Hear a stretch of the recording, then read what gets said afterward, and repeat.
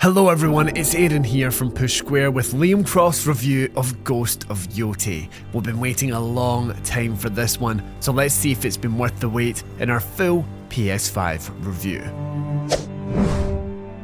If ever there was one developer considered the master of making sequels, Sucker Punch would surely have a strong case for that accolade. With Sly 2, Band of Thieves and Infamous 2 already in its back catalogue, the Bellevue studio has upped its game all over again for Ghost of Yotei. 5 years of expanding and improving upon Ghost of Tsushima has produced the strongest of evolutionary follow-ups and the team's greatest achievement to date. It's a sequel that doubles down on everything the original got right, works to address its pitfalls, and then leans into discovery and freedom by loosening the reins of its new open world.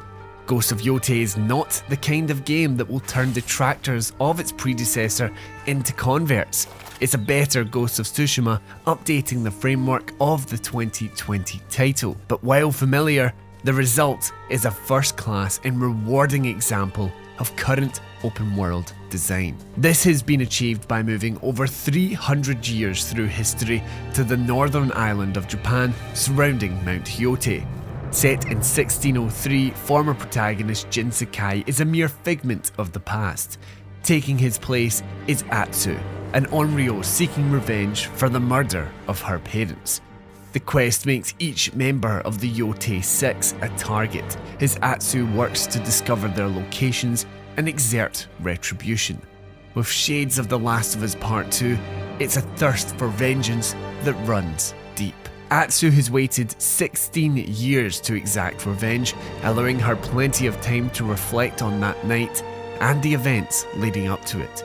Key pieces of context and reveals are drip-fed throughout the campaign in playable flashbacks that flesh out the story and tease a degree of mystery. Concurrently, the two timelines play off one another to provide understanding of both the past and present, and why Atsu may feel a certain way about things.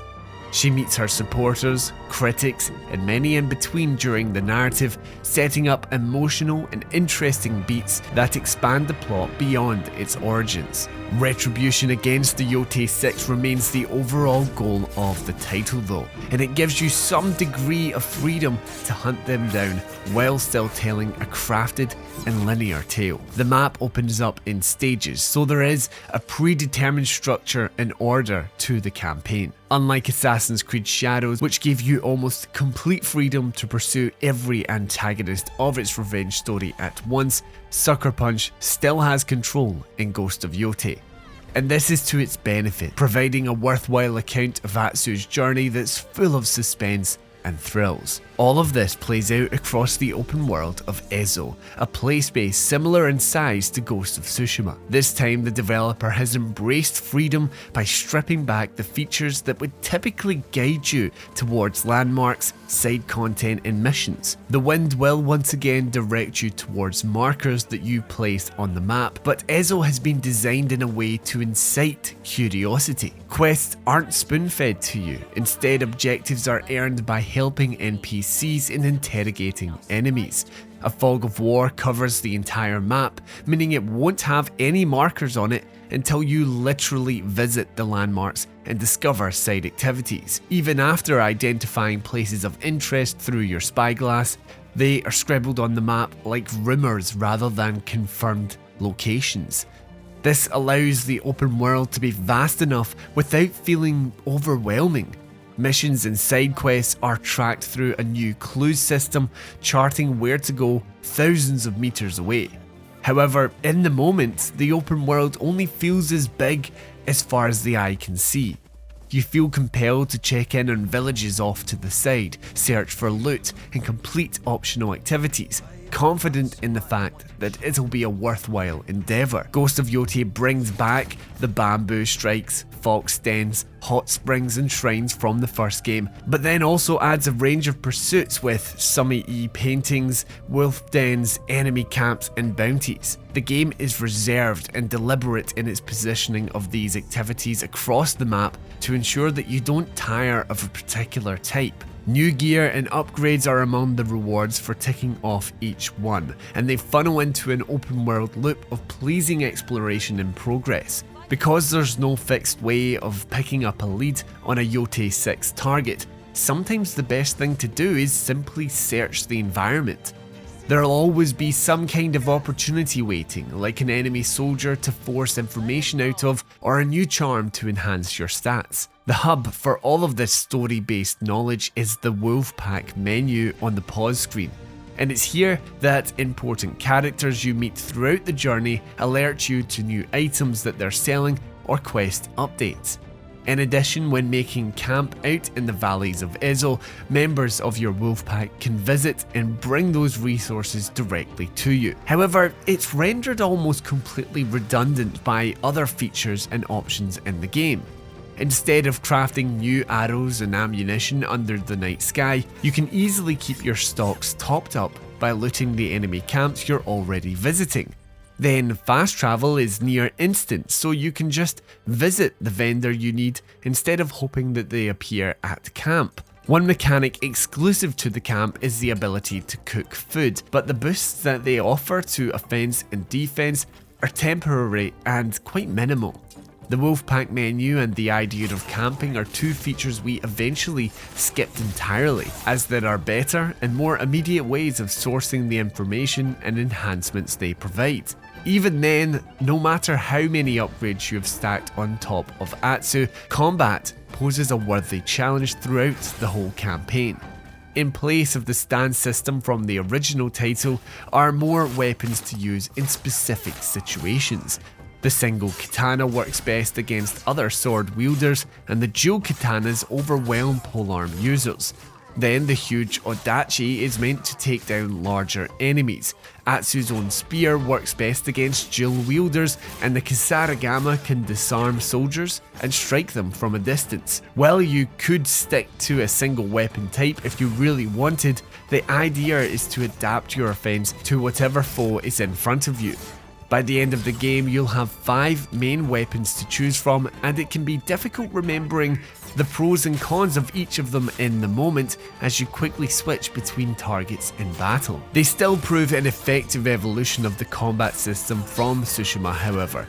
Atsu can then utilise range weapons like a bow and arrow and the new flintlock rifle, as well as a range of tools such as a cloaking mist, throwable bombs, and the ability to set her blade on fire. It's an impressive arsenal that can be upgraded through various skill trees to unlock new moves and improve current ones.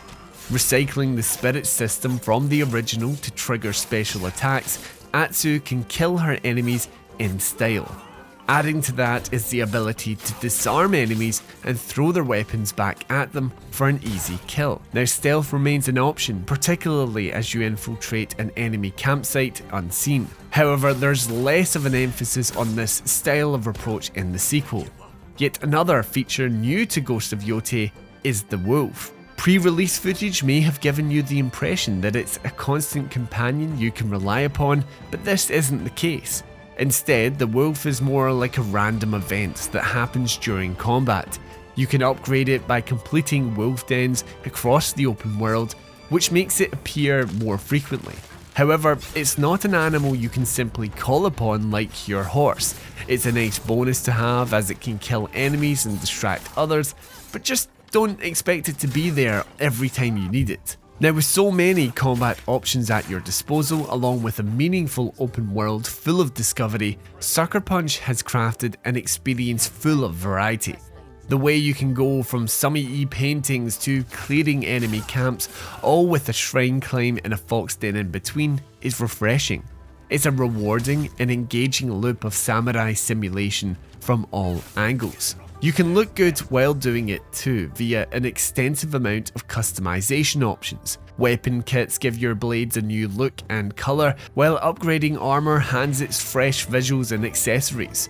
Combined with charms that let you come up with your own character build, you can make your Atsu look vastly different to anyone else's. In fact, Ghost of Yotei is an industry leader in most graphical facets. Just like how the first game closed the PS4 generation with stunning vistas and scenery, the sequel does the same on PS5.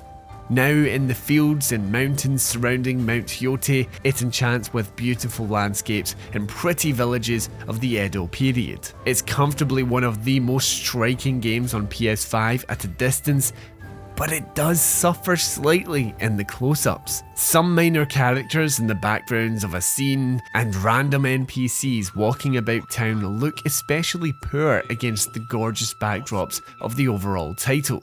Their faces in particular lack detail, and even Atsu can fall victim to the variation in quality. While she looks outstanding in cutscenes, there's a notable drop in standards if you bring her in shot during open world traversal. It is a minor blemish overall though, as the game often stuns on the PS5 Pro. Sucker Punch has also put some admirable work into utilising the PS5 DualSense controller at every opportunity. You've got the usual use of adaptive triggers and haptic feedback, but the developer then goes above and beyond to incorporate the touchpad. On the central button, you can swipe in 4 directions to follow the wind, play a musical instrument, bow, and either draw or put your weapon away. Then it's also used to replicate some EE paintings and the plucking of strings on your shamisen instrument. The game even employs light motion controls to replicate the striking of a hammer on steel as you upgrade weapons at the forge and to cook foods on a campfire. This might be the most comprehensive use of the entire PS5 controller to date, an impressive feat from the studio and a strong example of what can be accomplished with enough effort. Equally, the sequel's range of graphics modes is just as robust. There are 3 available on base PS5 and a 4th for PS5 Pro owners. Quality mode offers 30 FPS at a higher resolution, performance mode targets 60 FPS at a lower resolution, and a specific ray tracing mode enables the lighting feature and targets 30 FPS. For those on PS5 Pro, you can opt for a ray tracing Pro mode that targets 60 FPS at an intermediate resolution. For our entire 50-hour playthrough, we used the Ray Tracing Pro setting and found it an incredible way to experience the game. That's the footage you're watching here today. With no signs of bugs or glitches, Ghost of Yotei feels like a truly premium release. As far as the eye can see, the PS5 game remains steady throughout and looks gorgeous doing it. The team rounds out its suite of options with 3 bonus modes similar in style to what it had in the original.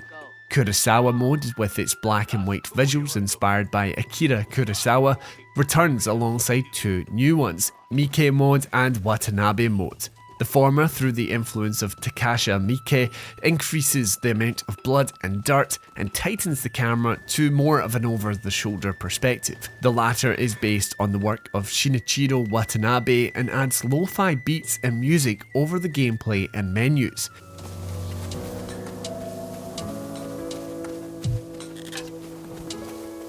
None of these options feel quite appropriate for your first playthrough, but they feed into the ideas and thoughts powering the experience. A celebration of Japanese culture and samurai. This is exactly what Ghost of Yotei is. Building upon its predecessor in all of the right ways, Ghost of Yotei is an incredible sequel that makes you the ruler of your experience. Player freedom drives its open world, letting you craft the type of game that you want to play. With improved combat, a better story, and outstanding use of PS5 features, Sucker Punch has outdone itself and created a follow-up for the ages. Ghost of Yotei is comfortably its greatest work to date. We're giving Ghost of Yotei a 9 out of 10. Thank you so much everyone for checking out Liam's review of Ghost of Yotei. Do let me know down in the comments below whether you plan to pick this game up when it launches on PS5 October 2nd. While you're down there, remember to like the video and subscribe to the channel for more PlayStation video content just like this. But anyway, until next time, I've been Aaron, and this has been Push Square.